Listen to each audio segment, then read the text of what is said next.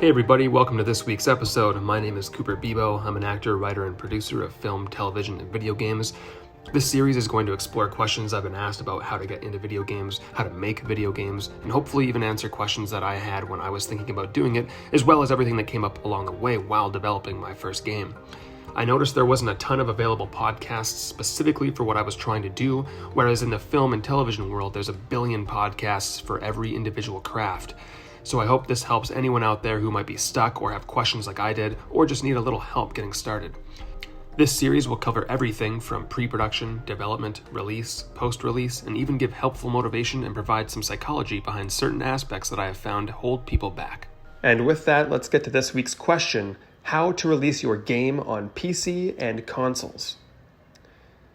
Now, this is a question that I think is something that everyone will ask themselves at different times, and it's up to you on an individual basis to decide when the best time is to start focusing on this. For myself, it didn't come into play until years into development. For you, you may want to address this right away before you even do things. It's really up to you, and there's benefits to considering it at any time. For example, if you are making a game that you want to make sure that you are taking advantage of a particular piece of hardware, like the PlayStation 5's DualSense controller, if you know that you want to build your game specifically for that, it's probably a good idea to reach out to them before you put in a lot of work. If you want to take advantage of the Switch's capabilities of its portability or its features of its controllers, that's another option as well. Or maybe you want to take advantage of Microsoft's xCloud or the power of the Series X. Totally up to you, and depending on what kind of game you're making, like I said, you may want to consider these options sooner than later. Now, if you're running a studio and you have lots of money and you're going to try to do things like a well-oiled machine, you're probably going to work out all these details earlier than most people. If you're kind of doing things like I am, or like I did, and you're doing things a little bit more guerrilla style as you go, and you're going to figure things out as you go, it may be better for you to wait a bit. For us, we were just focusing on the Windows, the PC side of things. As long as our game was being made and working on Windows and Mac, we were fine. We aren't really taking advantage of any one particular platform, and we don't plan to. We also didn't realize how long our game would take to make. And so for us, we didn't really want to pigeonhole ourselves on relying on one particular platform or making it for any particular platform, because we weren't sure if those platforms were even going to be around by the time we were done. And in this case, that's a smart move, because right now we're ending things, we're coming to a close, and all the new systems have just been released. So the PlayStation 5 at the time of recording this just came out a couple months ago. The new Series S and Series X just came out a couple months ago. And there's rumors that a new Switch is on the way as well. So by focusing on a high-end PC experience, we are affording ourselves the flexibility to be able to bring our game to these platforms later on. Now, ideally, you will know before you're done, because there's obviously going to be obstacles that pop up and challenges that pop up from having to put your game on these platforms, and you always want to try and get ahead of the obstacles rather than run into them. So like I said, just keep developing your game, get started, and answer this question when you think it feels right or when it seems right. Because this time may come at a different time for everyone, that's the reason I wanted to jump ahead and answer this question now, because you're never really sure when this information may become useful for you. So I thought I would tackle this now, just in case you're someone who wants to get this stuff going ahead of time. And this can also maybe be applied to publishers as well, but I will probably make a separate video on publishers because they're a whole separate beast, but they also are similar in that you may want to get one involved sooner than later, or maybe you don't need one till later on. Again, all these are case-by-case situations, and they will change depending on who you are and the type of project you're making. Another thing I want to say before going forwards is a reminder that every case is going to be treated differently. So what works for me may not work for you. These companies like Microsoft, Nintendo, and Sony, they look at a lot of different factors to make their decisions. They look at past experience, they look at the game itself, they look at your pitch. All of these can be factors to whether or not you get approved or not. And this may even come down to just luck or timing as well. So I will try my best to cover things the way that I did them, and you can try to find the nuggets of information that you think may apply to you, and then you can try your best. I'm also going to say that with Nintendo in particular, the way I approached them was extremely out of the norm, and I may not spend a lot of time on Nintendo specifically because I was approved by them, but the way I did it was so different that I don't think it's worth sharing because it was mostly luck. I really kind of snuck in with Nintendo just to go over things with them. I'm going to add a little bit more context to this. So Nintendo hides their development portal as opposed to someone like Microsoft. Microsoft is right on their website. You can go there and visit it and see exactly what you need to do in order to get approved. Nintendo's is a mystery when it comes to the Switch, at the time of recording this anyway. If you want to release on their older consoles, like the Wii, the Wii U, or their handhelds, that's public. But the Switch, for whatever reason, is very mysterious, and there's no contact information. There's no way to get in or get through at the time I'm recording this. That may change when you're listening to this. But at the time, right now, complete mystery. There's no correct way. There's no right way. There's not even any way that is accessible to anyone. I really lucked out the way that I was able to do it. And I don't even recommend people trying to do it the way that I did. It worked for me, but I've talked about this on my other podcast, on my Patreon briefly. But like I said, I don't want to focus on that because I don't think it's very useful, applicable advice for the average person. But I will talk about Nintendo in general. Also, keep in mind, I'm not able to share all details as these deals and the process is often under NDAs, non-disclosure agreements, so I'm not able to actually discuss a lot of the information, but I'll do the best that I can and try to be as helpful as possible. So with that, let's start with Microsoft. The reason I want to start with Microsoft is because their process is very developer-friendly and it's very front-facing. At any time, you can just go to their website, you can just Google ID at Xbox, and you can find all the information that you need in order to pitch your game. They're actually very welcoming of developers. The reason for this is because they went through sort of a downward valley at one point where people were concerned that they weren't very developer-friendly, and so they really flipped the script on everybody, and now they're the opposite. Now they're really developer-friendly, and they want to work with developers. And they do a really good job at making the process as easy as possible. Basically, you go to their website, you sign up to become a developer, and it takes, I forget if it even takes a while or not. It may take a few days to get confirmed, but to get an account, it's very quick, and then from there on, you just need to fill out a bunch of forms. Now, at this point, I do recommend that your odds of getting approved, especially if you have no experience or prior history, your best chances of getting approved is to wait until you actually have a lot of things that you can show. For example, they may ask you for a trailer or a video of your game in action so that they can get an idea of what your game is. Now, if you're just starting out and you just send them nothing, it's not going to be exciting to them. They're not going to really be able to go on much because this is an investment also on their part too, right? They're going to be giving you access to things and tools to be able to release on their platforms, and that's an investment on their behalf. So if they just said yes to anyone who just said like, oh, I have an idea, that wouldn't work. So they need to make sure the people they're working with actually have a legitimate game that's going to be released. Now, you don't need to be discouraged because they don't need everything. You don't need a guarantee that your game is 100% going to come out. There's wiggle room. They may ask details like the release date. You don't need to have completely 100% solid answers for every single question. It's just the more you have, probably the better your odds are going to be. Luckily, if you've been following this series and you've been developing things as you go or you've been taking notes, you should already have a lot of this done anyway, but I would say have as much as you can. Like use the same philosophies as I've talked about when approaching potential working partners. Like when you're going to approach a programmer or an artist, you want to make sure you have as much done on your end as possible to make the request and to make the partnership as easy as possible. And it's no different for these guys too. The more you have, the more solid you appear, the easier it's going to be for them to say yes.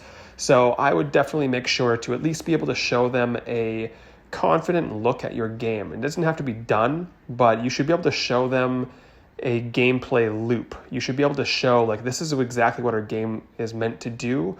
And this is why it's cool. This is the hook. This is the gameplay loop. This is what you do from minute to minute kind of thing.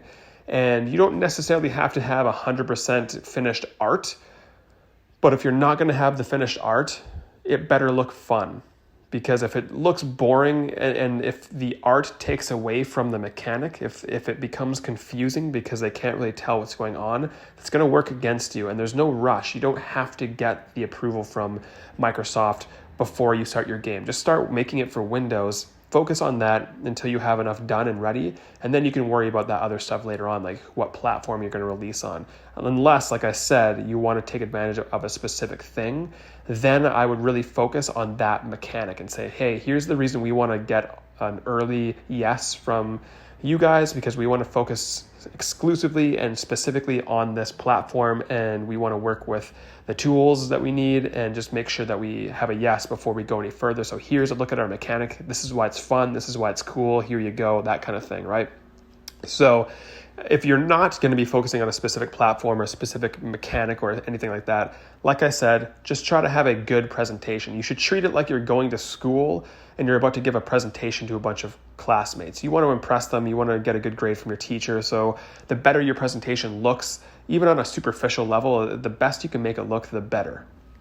Now, I can actually give you a personal experience that I had with pitching to a company and how I failed and how I learned from that so that you can not make the same mistake. So years before I was approved by Nintendo, I actually pitched to Nintendo and I didn't get approved. And this was because I was not aware at the extent of how thorough your pitch should be. Now, I knew that I was sending something lacking. Like I knew that they probably wanted more. Here's what I did. I sent them basically an email just describing my game. I didn't send them any screenshots. I didn't send them any visuals whatsoever. It was just a long email describing my game. And the reason I did this was, I didn't really want to leak any information about my game yet. I was a little bit paranoid. And I also thought that I would be able to describe it in a way that's very appealing. And I was using certain language that would hype people up. But at the end of the day, it's just words on a white screen. And so it's not very appealing. And I was not approved for them. And it wasn't a huge blow to me at the time because I actually kind of knew that was probably a lackluster pitch. But it definitely was a wake-up call of like, okay, I'm going to have to really reveal my hand here and go all in next time. So I waited, I think, 2 years before I pitched again. And that's a good thing to point out as well. Once you get denied, it doesn't mean it's forever. You can try again. I would put some time in between pitching. You don't want to pitch them every month. In fact, the reason I waited so long was I wanted them to forget who I was so that just in case they remembered, I didn't want that to come back and have that remind them and have them deny me again. So I purposely waited a full year, and then I waited an extra year just because I realized I didn't really need the approval yet. We weren't dire need to have that approval. It just was an extra kind of a morale boost. And so I was like, let's just wait a bit longer until we have a bit more to show. That way I can really make sure that I'm putting my best foot forward. And so I waited 2 years total. And when I pitched them the second time, I made sure I had everything ready. I had a trailer, I had a PR kit, a press kit, I had all this information, I had all these visuals, I had all this art, I had a very nice package.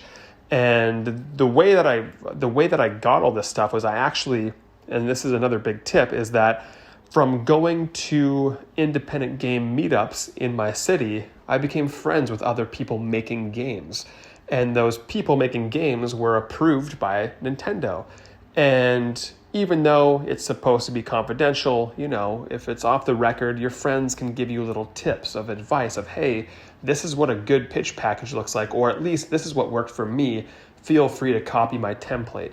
And so I used my friends as a template, and I used that as a guide for myself. And I just came up with something that I thought felt like a good package. And I was so confident that my email to them was very brief. It was very short. It was basically like, here it is. There you go. Goodbye. And I was approved.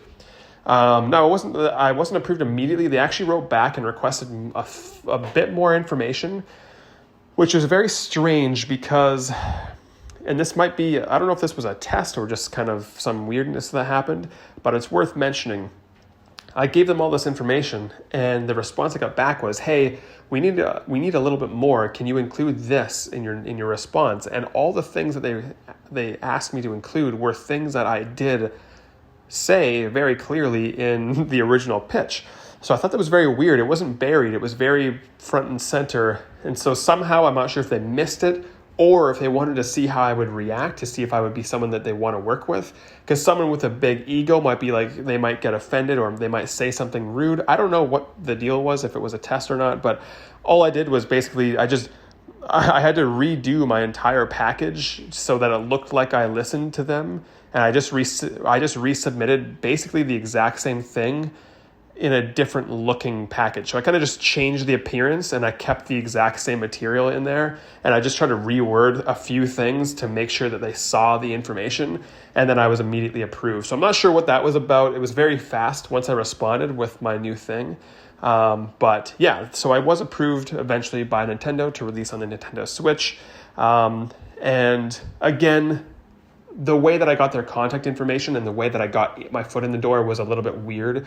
So I'm not going to really talk about that in this podcast because I don't think it's very applicable. Like I said, it's not going to be good advice. It would be like saying, how did you win the lottery? Well, I went to this 7-Eleven and bought a ticket and I won $1 million. Like, that's not going to help you. You knowing the location isn't going to help you win any extra money. It was pure luck.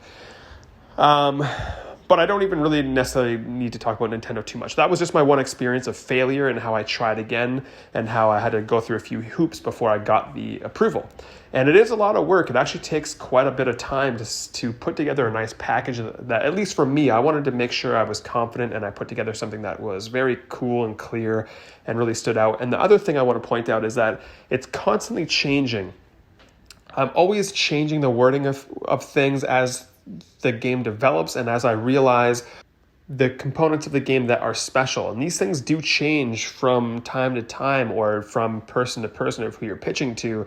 You may want to, focus on one element over another one, or something that may be appealing to one company may be less appealing to another. So you have to be adaptable. You can't just use one pitch package and use it exactly beat for beat. Because it's just not going to work, or it may work. I just recommend tailor suiting your pitches to each company. Now, at the time of recording this series, I have been approved to release my game on the Nintendo Switch, on PC, Windows Store, on Valve's Steam, and on the Xbox One, the Xbox Series S, the Xbox Series X. I have not tried to submit or get approved by Sony yet, and I don't know if I will. No real reason. We're small. We're just trying to focus on fewer. I'm actually no longer really focusing on the Switch. I really kind of just want to focus on the Microsoft family ecosystem. So I'm kind of just focusing on the Windows Store and the Xbox Series X and the Series S. And I just think it'll be easier for us to concentrate on one ecosystem rather than spreading ourselves out at the moment. And that may change later on down the line. And I want to say that it's important to note that, again, I have no clout in this industry. I have no experience. This is my very first game. I've never made anything before interactive. I've never done anything. So there's no upper hand that I have. And I've been able to secure some of the biggest publishers on the planet. So that's really cool, and that should be hopeful and give you some motivation and encouragement that you too can see your game released on legitimate platforms, on the biggest platforms on Earth. It's very cool and it's very different. I'm not used to it. Coming from a film background, it's very difficult to get your independent film being played at legitimate festivals and huge movie theaters. It doesn't really work that way. It's very different. Whereas games, it's really exciting that you can actually see your game being distributed on the biggest platforms, the most real ones that everyone has. So it's very cool and it's really exciting as well. But again, I want to say, and I want to go back to the point of, if you've been following this series before and you've been practicing pitching your game to get other people interested, again, those skills are going to come in handy again when approaching these publishers or these companies here, because the better that you can talk about your game and in written form, and the cooler you can make it seem using art and all sorts of different stuff like that, the easier chance you're going to have. So I really recommend fleshing out your idea to the point where you can write a beat for beat, like this is what you do, in a way that's very appealing. Like you should be able to write this down literally in words. You need to be able to write a paragraph or two about the minute-to-minute gameplay. Like, what do you actually do in the game? You should be able to write 2 paragraphs that are compelling. You should be able to write that and it not be boring for anyone to read. It should sound very cool and interesting. And you should be able to show a very in-depth video. It could even be like 10 minutes long. You need to be able to fill up a 5 to 10 minute video showing the different things of your game. Now, it depends on what kind of game you're making. If it's a simpler game with one mechanic, you may not need a 5-minute video. But if you have a pretty big game like myself, I have an open world, narrative-driven cinematic platformer with lots of different things going on, my pitch was a little bit longer, but I needed to fill in that time. You need to be able to show them the player progression. You need to be able to show, like, this is what you're going to experience in our game. These are the kind of obstacles, the challenges. This is maybe the UI, all these things. Like, again, what I'm getting at is I would probably wait until you have come along before you waste time trying to figure out and worry about which platform you're going to release on. Because like I said, it takes a lot of resources away from the development of your game just to get these processes going. So be mindful of that, at the fact that if you're going to be doing this early on or during the thick of it, you are going to be pulling resources away from actually doing the important thing, which is getting your game done. It requires a lot of time and focus and energy just to make these pitch packages. So you need to figure out when the best time is for you to be able to focus all your energy on making these pitch packages, because you can't really do half and half. You're going to want to focus all on one or the other, or at least have the people on board that can afford to give that amount of time to one or the other.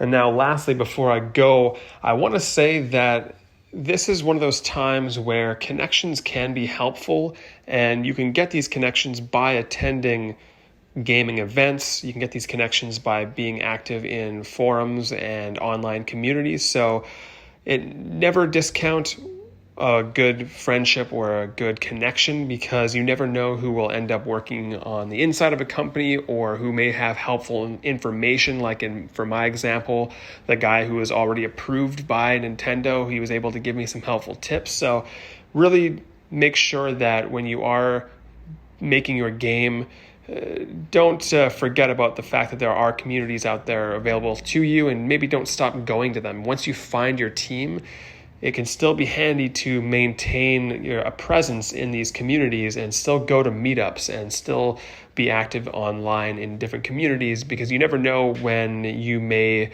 need someone's help, or when someone surprisingly is able to help you get approved by one of these big companies. So I hope that helps point you in the right direction and gets the juices flowing in your brain. Again, just to recap, this moment is going to come at a different time for everybody. You may want to do it earlier, later, or right in the middle. It's different for everybody. It really depends on your game. Don't be discouraged if you get a no. You can try again, and always put your best foot forward. Make sure you have a really good pitch package. And if you would like to know any more specifics about these things, feel free to reach out, as always, on Patreon, and I can see what I can provide you. Thanks for listening to this week's episode. Hope you enjoyed it. Again, I'm hoping to share insights from my game development journey, from mistakes I've made or things that have worked, that you can apply directly to your journey. It's worth reminding that I had no rich relatives, connections, or a boatload of cash. I didn't even go to school. So my advice is coming from where most people start from, ground zero with nothing. My hope is that this common ground can set a more realistic idea of what you can expect, using me as your guide. I post new episodes every week on patreon.com/CooperBebo, so if you find these helpful and want to show support, you can do that for just $1 a month, plus unlock some bonus perks. I do have an entire series planned, and I plan to be quite thorough, but if you want to just make sure I cover a specific topic or answer a personal question, that is available for patrons. But again, I plan on covering everything, so you'll most likely get the answer you need right here for free on YouTube. Thanks again for listening. I appreciate every listener, and I really hope this helps someone out there somewhere someday start their journey into game development.